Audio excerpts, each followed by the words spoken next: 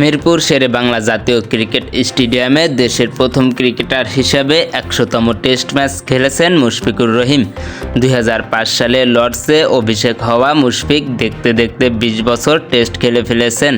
দীর্ঘ ২ দশক ধরে খেলা বাংলাদেশের এই অভিজ্ঞ ব্যাটসম্যান এখন পাকিস্তানের ইমরান খান ও ভারতের শচীন তেন্ডুলকারদের মতো কিংবদন্তিদের ঘাড়ে নিঃশ্বাস ফেলছেন। ২০ বছর ১৭৭ দিন টেস্ট খেলে দীর্ঘ সময় টেস্ট খেলা ক্রিকেটারদের তালিকায় তৃতীয় মুশফিক। এই তালিকায় ২-এ থাকা ইমরান খান টেস্ট খেলেছেন ২০ বছর ২১৮ দিন। অনুমিতভাবেই এই তালিকায় সবার উপরে তেন্ডুলকার। ভারতীয় এই ব্যাটিং কিংবদন্তি ক্রিকেটের রাজকীয় সংস্করণে ২৪ বছর ১ দিন খেলেছেন। সবচেয়ে বেশি সময় টেস্ট খেলা তো বটেই, টেস্ট ইতিহাসে একমাত্র ক্রিকেটার হিসেবে ২০০ টেস্ট খেলার কীর্তিও শচীনের।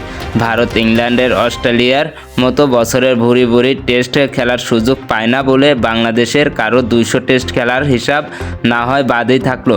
কিন্তু বয়সের ক্ষেত্রে মুশফিক কি পারবেন শচীনকে টেক্কা দিতে? সেক্ষেত্রে মুশফিককে কমপক্ষে ১.৫ মাস খেলতে হবে।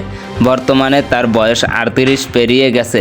ওয়ানডে ও আন্তর্জাতিক টি-20 আগেই ছেড়েছেন তিনি। আন্তর্জাতিক ক্রিকেটে খেলেন শুধু টেস্টই। এই টেস্ট শেষে ক্রিকেটের রাজকীয় সংস্করণকে বিদায় বলেন কিনা সেটাই দেখার।